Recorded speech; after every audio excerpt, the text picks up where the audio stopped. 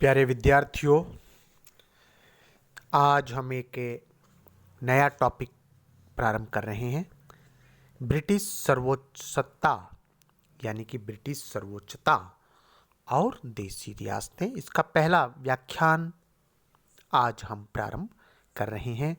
आप पढ़ रहे हैं बीए फाइनल ईयर का इतिहास का पहला पेपर और उसकी तीसरी यूनिट, और टॉपिक है ब्रिटिश सर्वोच्चता और देसी रियासतें भाग 1। पहले विद्यार्थियों, हम थोड़ा भूमिका पर चर्चा करते हैं। देखिए, आप जानते हैं कि ये जो भारत देश है प्राचीन काल से ही बहुत समृद्ध रहा है। आपने इसको कभी सोने की चिड़िया भी पढ़ा, वो इतिहास के किसी काल में। इसका स्वर्णयुग भी आपने पढ़ा, और इसकी समृद्धि जो यहाँ पर सोना, चांदी, हीरे, जवाहरात, विभिन्न प्रकार के खनिज, विभिन्न प्रकार की औषधियाँ, पेड़ पौधे, फल, वनस्पतियाँ, अनाज, अन्य खाद्य पदार्थ, यहाँ का जलवायु, ये सब भारत को एक समृद्धि प्रदान करता है। एक समृद्ध राष्ट्र के पास जो संसाधन होने चाहिए, जिनके बल पर वो एक समृद्ध राष्ट्र बनता है, वो समस्त संसाधन भारत में उपस्थित रहे हैं। लेकिन दुर्भाग्य की बात है कि आज़ादी के बाद हमारे अधिकांश बहुत से ईमानदार नेता, मंत्री, अधिकारी भी आए, लेकिन एक बहुत बड़ा भाग स्वार्थी लोगों का रहा, भ्रष्टाचारियों का रहा, जिन्होंने संसाधनों का प्रबंधन ठीक प्रकार से नहीं किया, संसाधनों का दोहन किया, शोषण किया और अपनी तिजोरियां भरने का कार्य किया। इसलिए देश की गणना आज भारत दुनिया के गरीब मुल्कों की श्रेणी में आता है। लेकिन एक ऐसा समय था जब भारत सोने की चिड़िया कहलाता था, और इसीलिए प्राचीन काल से भारत में दुनिया भर से लोग आते रहे। कोई व्यापार करने आया, तो कोई राज्य करने की नीयत से आया, तो कोई धर्म के प्रचार के लिए आया। अंग्रेज यहाँ पर व्यापार करने के लिए आए मध्यकाल में, और व्यापारी से धीरे धीरे यहाँ की राजनीतिक जो परिस्थितियाँ उनके समझ में आई, व्यापारी से यहाँ पर एक राजनीतिक शक्ति बन गए, और धीरे धीरे यहाँ के जो राज्य, जो राजा, नवाब, सुल्तान, सम्राट, जो आपस में लड़ते झगड़ते रहते थे, उस फूट का फायदा उठाया, और उनको हमारे देश में मीर जाफर और अमीर चंद जैसे गद्दार लोग मिल गए, विश्वासघाती लोग मिल गए, लालची लोग मिल गए, जिनका उन्होंने भरपूर उपयोग किया, और धीरे धीरे यहाँ के जो राज्य हैं वो उनके साम्राज्यवाद का शिकार होते गए। उनके लिए एक चुनौती फ्रांस की थी, यूरोप में और भारत में भी, वो चुनौती भी समाप्त हो गई, और अब कंपनी सरकार यानी कि ईस्ट इंडिया कंपनी सरकार ने देसी रियासतों पर यूं कहे कि अपना हाथ साफ करना प्रारंभ कर दिया। इसी के साथ ही कंपनी और देसी नरेशों के पारस्परिक संबंधों की कहानी प्रारंभ हो गई। अब हम करते हैं कि सर्वोच्चता से क्या तात्पर्य है, खासकर ब्रिटिश सर्वोच्चता से। देखिए, जो भारतीय शासकों की शक्ति का अंत तथा ब्रिटिश सरकार के साथ उनके संबंध, ये दोनों ही विषय आधुनिक भारत के इतिहास में बड़े रोचक विषय हैं। धीरे धीरे शक्तिहीन रियासतें अपनी सुरक्षा की दृष्टि व अपने अस्तित्व के लिए अंग्रेजी सरकार के शरणागत होती चली गई। विद्यार्थियों, शब्द पे गौर किया आपने? शरणागत होती चली गईं, यानी कि रियासतें बड़ी दीनहीन और क्षीण स्थिति में थी। भारतीय रियासतों का जब से ईस्ट इंडिया कंपनी सरकार के साथ संपर्क स्थापित हुआ, तभी से, विशेषकर 19वीं शताब्दी का प्रारंभ, आप इतिहास के विद्यार्थी हैं, जानते हैं, 1801 से 1900 तक का जो समय है वो 100 साल 19वीं शताब्दी।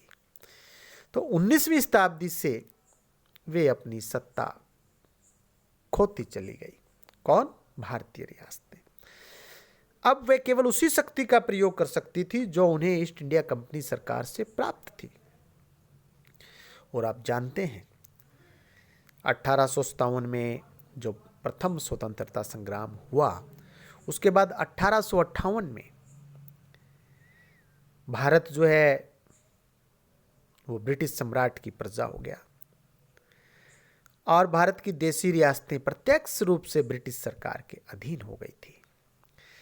अतः 1858 से 1947 तक वे उसी सत्ता का प्रयोग करती रही जो उन्हें ब्रिटिश सरकार से प्राप्त थी। इसी राजनीतिक संबंध को इतिहास में सर्वोच्च सत्ता की संज्ञा दी गई है। इसी को सर्वोच्चता कहा गया है, पैरामाउंटेंसी, ब्रिटिश पैरामाउंटेंसी। इस शब्द का प्रयोग है एक शक्ति का नियंत्रण और दूसरी शक्ति की अधीनता के लिए किया जाता है। तो नियंत्रण किसका है? ब्रिटिशर्स का। और किस पर है? भारतीय रियासतों पर।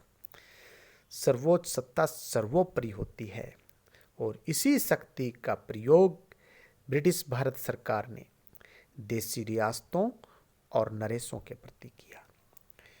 वारेन हेस्टिंग्स के समय से कंपनी सरकार ने रियासतों के साथ समानता का व्यवहार त्याग दिया और उन पर अपने को सर्वोच्च शक्ति समझने लगी।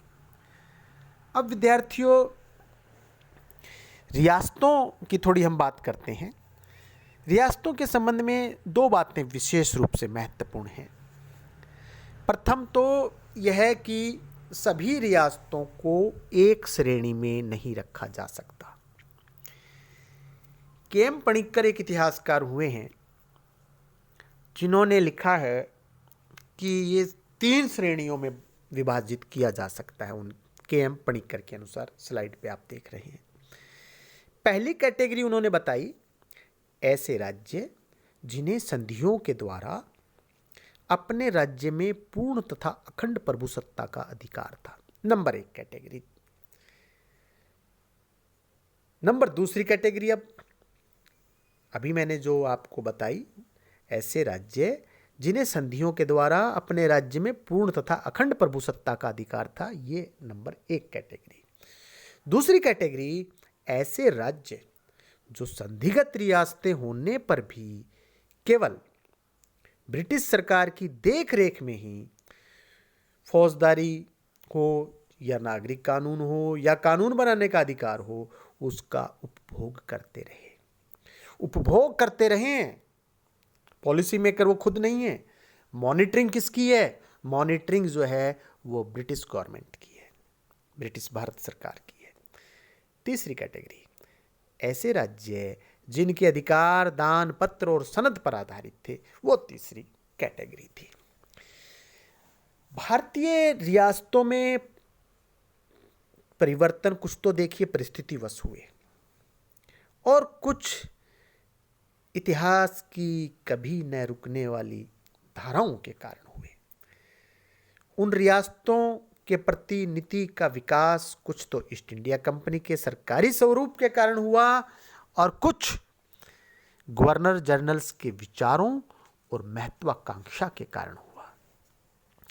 परंतु इस नीति के विकास के पीछे प्रधानतः वह विश्वास की भावना भी थी जिसमें लॉर्ड वेलेस्ली के काल में बढ़ोतरी हुई और जो स्वतंत्रता प्राप्ति तक जारी रही। इन तीनों प्रकार की रियासतों का वर्गमूल असमान था उनकी शासन प्रणाली भिन्न थी तथा वे विभिन्न वंशीय शासकों द्वारा शासित होती थी।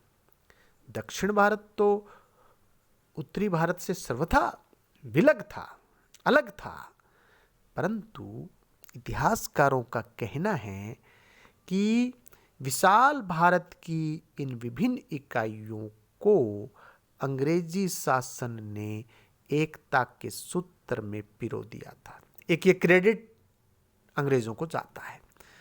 संपूर्ण भारत का प्रशासन एक से कानूनों के आधार पर एक रूप में संचालित होने लगा था।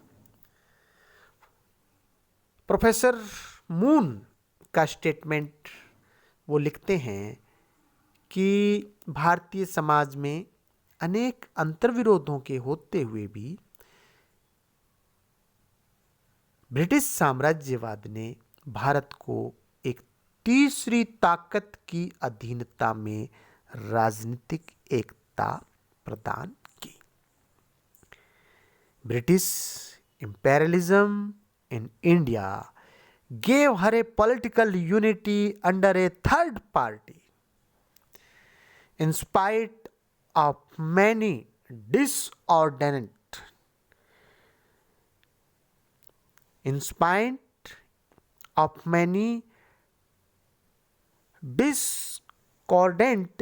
Element in Indian society, professor moon ये बात लिखते हैं।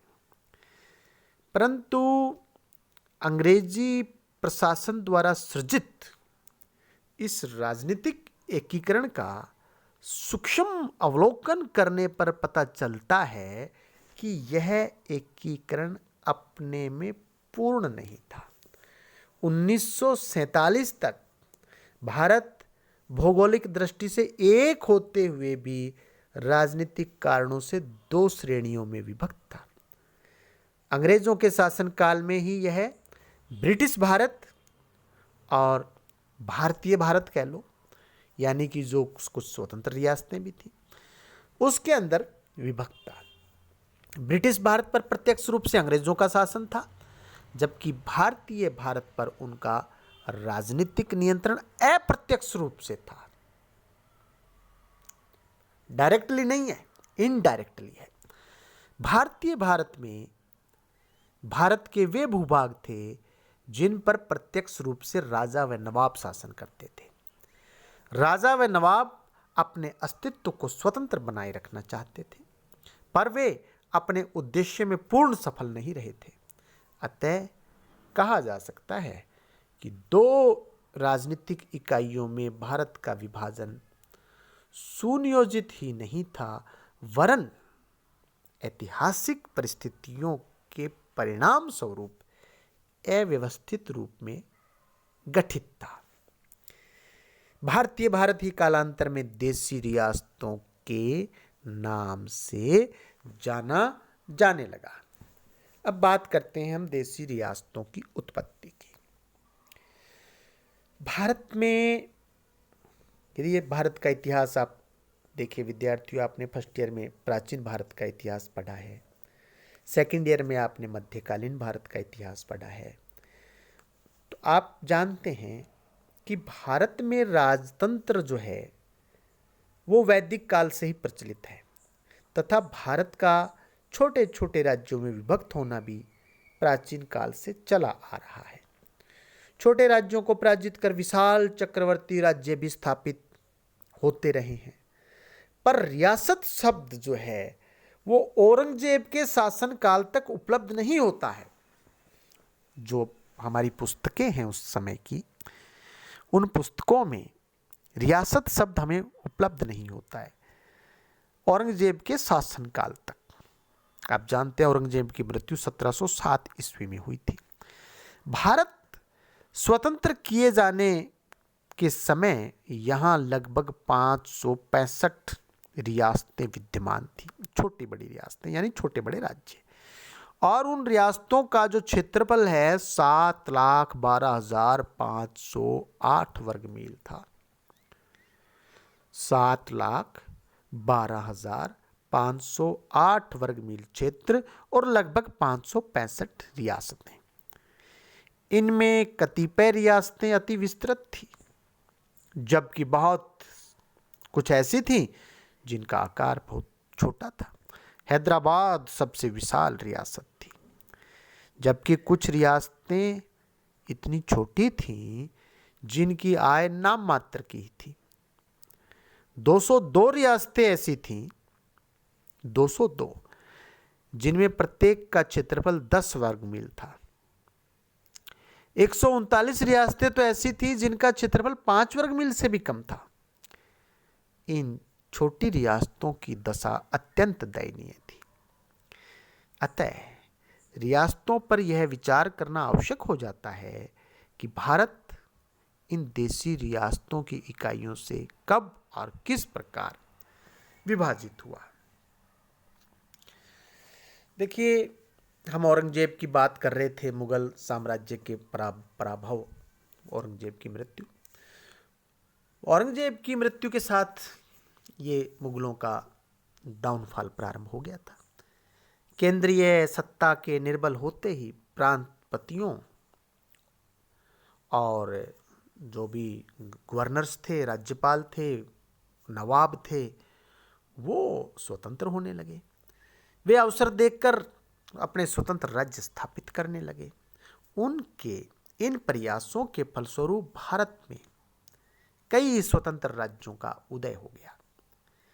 भारत में अंग्रेजों ने अपनी राजनीतिक विजय दक्षिण के इन छोटे राज्यों के विजय से प्रारंभ की थी।